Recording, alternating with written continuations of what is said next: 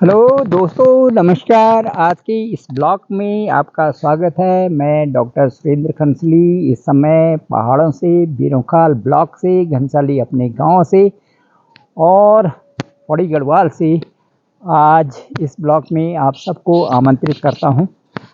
दोस्तों, मैंने अपना एक आज अभी मैं व्हाट्सएप देख रहा था, तो व्हाट्सएप में मुझे खाटली विकास का जो एक ग्रुप है उसमें देखने का मौका मिला। तो उसमें एक इस व्हाट्सएप में डाल रखा था कि जो खाटली विकास जो मंदिर है, दीबा का मंदिर है, ये आईएनए में है।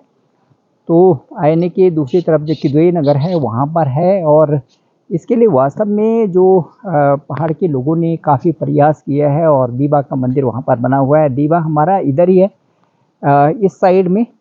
दीबा जो बहुत बड़ी श्रृंखला है हमारी, तो वहाँ पर भगवती दीबा विराजमान हैं। तो उस जो खाटली विकास, खाटली हमारी सारे जो गांव हैं ये खाटली पट्टी में आते हैं। तो इस पे लिखा था उन्होंने कि वहाँ पर एक जो कीर्तन मंडली है उसके द्वारा पूरा जो सीढ़ियों का उसमें जो मार्बल बिछाया गया है और चारों तरफ बहुत सुंदर करके और अच्छी व्यवस्था बनाई है। जहाँ जहाँ पर जो अलग अलग वहाँ पर मंदिर स्थापित भगवती का मेन है और भी जो है, और छत की और सारे नीचे भी अच्छी व्यवस्था बनाई हुई है। कीर्तन मंडली के द्वारा ये सब किया गया है।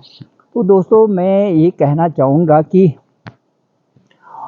उसमें मैंने लिखा था कि ये कीर्तन मंडली का बहुत बहुत धन्यवाद, और वास्तव में तेरा तुझको अर्पण क्या लागे मेरा, इस तरह से जो हम एक प्रार्थना गाते हैं उसमें जो आरती में आता है वो इस इन इन कामों से सिद्ध होता है। और लगता है कि कुछ लोग जिनको आत्म का ज्ञान हो गया है वो लोग धरती में आकर के ऐसे काम करते हैं।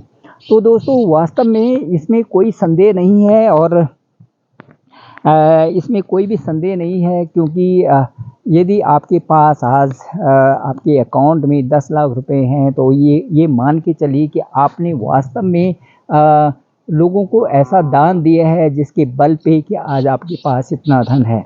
और इसके साथ साथ ये भी मान के चलिए कि आपके पास यदि अच्छा सा मकान है तो ये समझिए कि आपने भी कहीं पर इस तरह का जो है लोगों की सेवा की है, या कहीं पर इस तरह से लोगों को अपना सहारा दिया है, तभी तो आपके पास वो सब कुछ है।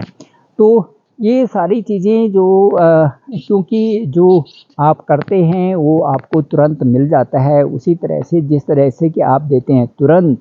क्योंकि कलयुग की यही विशेषता है, यदि आप सत्य के मार्ग पे चलते हैं तो आपको सत्य ही दिखने वाला है, और ये बहुत बड़ी बात है।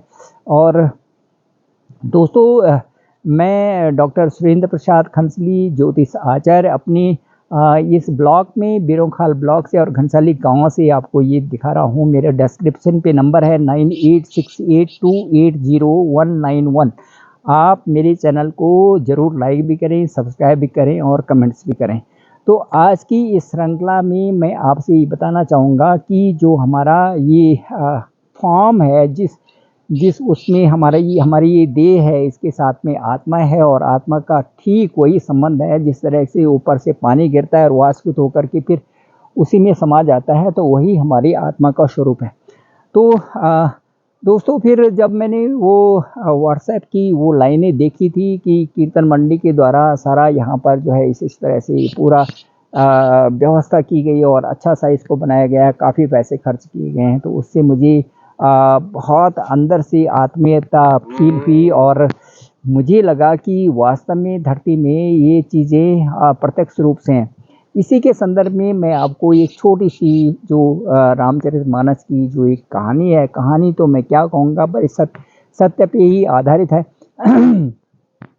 तो जब रामचरितमानस में जब सीता जी का हरण हुआ था, रावण लंका में ले गए थे, उसके बाद जो है पूरी जितने भी वानर सेना थी उनके साथ में भगवान राम थे, बड़े आतुर भाव से उन सब से कहा कि भाई आप ही सब कुछ हो और आपने ही जो सब कुछ करना है सीता की खोज के लिए। तो उसके बाद सारे लोग एक सामने बैठ गए थे, और उसके बाद उन्होंने ये कहा कि भगवान राम ने कहा कि भाई किस पे इतना बल होगा जो कि अब वहाँ जाए, लंका में जाए और सीता की सुध लेकर के आए। तो भगवान ने एक-एक करके सबके सबके पूछा और सबसे बाद में हनुमान जी का नंबर आया। उससे पहले जामवंत जी को पूछा तो जामवंत जी ने भी कहा कि अब नहीं रह्यो प्रथम बल माही।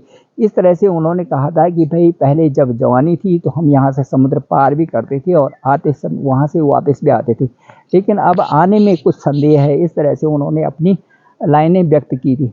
तो मैं ये कहना चाहूँगा कि जब हनुमान जी लंका में गए थे भगवती की सुधि लेके और उसके बाद वापस आए थे और सब कुछ हो गया और माता भगवती भी वहाँ से आ गई। तो उसके बाद भगवान राम ने दोबारा एक सबकी सभा की, वहाँ पे सभी बानरों को बुला करके एक और सभा की और उस सभा में उन्होंने ये कहा कि भाई देखो, आपने सबने बहुत उपकार किया मेरे ऊपर और जो है आपका जो ये उपकार हम कभी नहीं भूल सकते।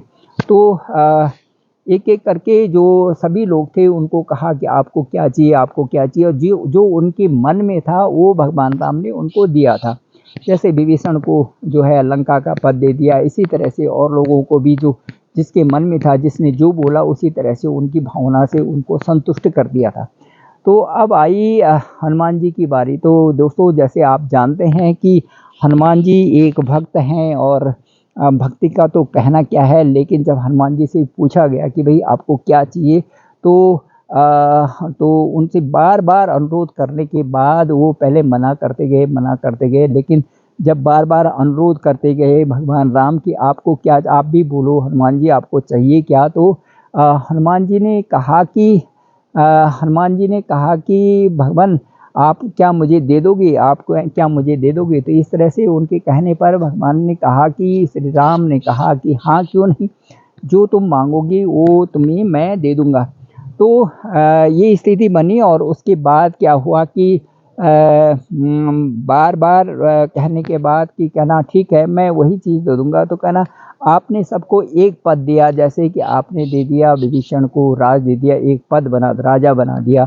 तो मुझे आप यदि देना ही चाहते हैं तो मुझे आप 2 पद दो पद चाहिए मुझे, जो 2 पोस्ट चाहिए, तो 2 पद चाहिए, पद। तो उन्होंने कहा अच्छा तो 2 पद चाहिए तो ठीक है, दे देंगे, आपको भी दे देंगे। जो बोलो कहाँ का राजा बनाना है या कहाँ आपको क्या चाहिए, कौन-सी चीज़ आपको ये चाहिए जो कि आपको अच्छी लगे, वो आपको दे देते हैं। तो इस तरह से सारी सभा में खुशबुसाहट हो गई कि देखो हनुमान जी भी जो 2 पद माँग रहे हैं, 1 पद के को और ज़्यादा माँग रहे हैं, 2 पद माँग रहे हैं, तो ये सारी चीज़ें गई। तो भगवान राम ने कहा कि आप हनुमान आप बोलो तो सही, आपको 2 पद कौन से चाहिए? तो हनुमान जी वहाँ से उठ के गए और सभा में और भगवान राम के पास गए और उसके बाद उनके दोनों चरणों को अपने गले से लगा लिया और कहा कि प्रभु आप मुझे देना ही चाहते हैं तो आपके ये दोनों पद जो हैं मुझे दे दीजिए, और उनको अपने हृदय से लगा दिया। तो दोस्तों, मैं आज की इस जो हमारा इसका ये संदर्भित जो ये विषय है, इसका जो निचोड़ है, जो इसका सारांश है, जो इसकी शिक्षा है, वो मैं ये बताना चाहता हूँ कि जब किसी की भक्ति उजागर होती है तो वो कोई किसी को देता नहीं, या कहीं पर यदि मंदिर में खर्च करना हो तो वो नहीं करता, वो तो ईश्वरीय है, ईश्वर के द्वारा ही वो किया जाता है, वो ईश्वर का ही है, वो सब वरदान ईश्वर का ही है और ईश्वर के प्रति ही समर्पित होता है। ये कुछ नहीं है कि हमने 1 रुपया दे दिया या हमने इतने लाख रुपए दे दिए या कुछ दे दिया, ये कुछ नहीं। जो ईश्वर का दिया हुआ है वो ईश्वर को ही हम समर्पित कर रहे हैं, उसमें कोई नई बात नहीं है और उससे कोई हमारे धन में कोई ज़्यादा या कमी नहीं हो रहा है, वो ईश्वर के प्रति है, जो भी ईश्वर चाहेगा वही होगा और उसी के अनुसार चलेगा। तो दोस्तों ये है, और जब हमारी भक्ति एक अच्छे उसमें आ जाती है तो उसमें हमें एक आत्मीयता से, अपने आत्मबल से और अपने आत्मा का स्मरण करने लगते हैं और हमें ये महसूस होता है कि जो ये देह है ये तो इस धरती की है, लेकिन इसके साथ-साथ जो आत्मा जुड़ी हुई है उसका संबंध कहीं परमात्मा से है और परमात्मा और आत्मा में केवल 2 अंगुल का ही अंतर होता है और जब इस चीज़ को समझने लगता है आदमी तो ऐसा ऐसा लगता है कि इस धरती में वास्तव में हमें वही काम करने चाहिए जो सच्चाई पर हों, और वही बोलना चाहिए, थिंक गुड करना चाहिए, थिंक हियर गुड, और उसके बाद जो हमें इन चीज़ों पर चलना चाहिए, सोचना भी अच्छा चाहिए और बोलना भी अच्छा चाहिए और चलना भी अच्छा चाहिए, क्योंकि ये अच्छा ही है, हमारी सारी जीवन का सार है और यही हमारे साथ में जाता है। तो दोस्तों, मैं बड़ा प्रेरित हुआ उस प्रसंग से जब मैंने देखा कि महिला जो मंडली ने है अपने जो इतने दिनों से जो पैसे इकट्ठे किए थे और उसके बाद उसको सारा जो है प्रभु के चरणों में लगा दिया, और प्रभु के चरणों में लगा करके उससे जो है उन्होंने पूरा मंदिर को चारों तरफ से बहुत अच्छा संजो दिया। तो दोस्तों, ये एक बहुत अच्छी बात है, और जब इस तरह से ये सारी चीज़ें होती हैं तो वो जो आरती हम गाते हैं कि तेरा तुझको अर्पण क्या लागे मेरा, तो वास्तव में ये सब कृतार्थ हो जाता है और बहुत अच्छा लगता है। तो मैं सभी दोस्तों से इस ब्लॉग के माध्यम से सभी को ये कहना चाहूँगा कि जो भक्ति है ये हमें आनी बहुत ज़रूरी होती है। हमें जो अपने पुराने संस्कार हैं उनको छोड़ना नहीं चाहिए, और उनसे ज़मीन से बोलते हैं ना, अपनी ज़मीन से लगे रहो।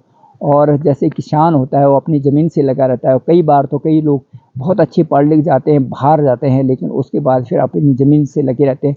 तो ये एक संस्कारिता है, और ये हमारा जो हमारी भक्ति है, और ये सारी चीज़ें हैं। बाकी प्रभु ने जिसको जैसा रखना है उसी तरह से रहता है, और हमें वही गति आ जाती है, वही संचारित होने लगता है जो जो प्रभु चाहते हैं। तो प्रभु जब सब कुछ ही ईश्वर का है और सब ही उन्होंने करना है, तो हमारा एक ही ध्यान होना चाहिए कि हमें सच्चाई पर चलें और अच्छे रास्ते पर चलें, और यही जो है प्रभु की भजन करते रहें और प्रभु में ही रमे रहें।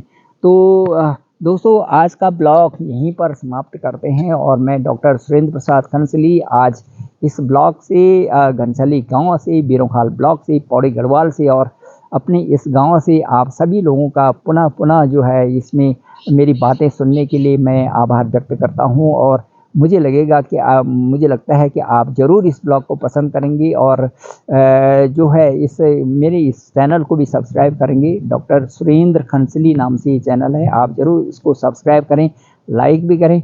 आज का जो मौसम है बहुत ही सुहावना लग रहा है, और मैं आपको दिखाता हूँ चारों तरफ।